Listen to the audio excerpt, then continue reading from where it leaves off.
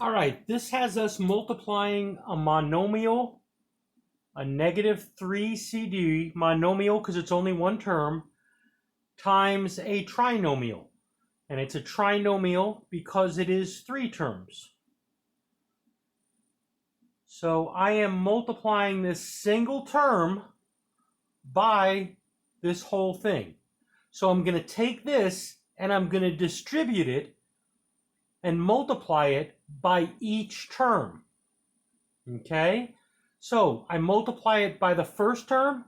Negative 3 times 6 is negative 18. And a c, that's to the first power, times another c to the first power.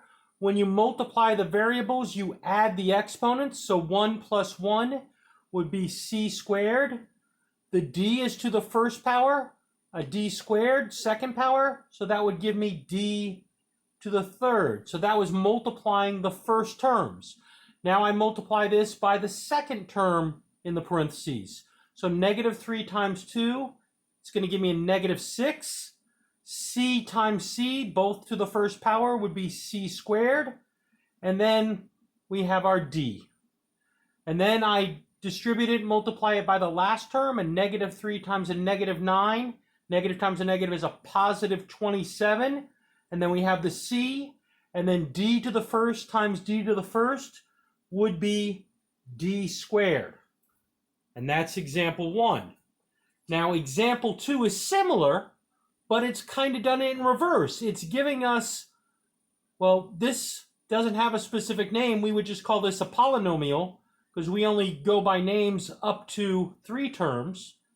So we are multiplying each one of these terms times the monomial that's at the end. So we're kind of doing the same thing we did up here, but we're doing each one of these terms times this.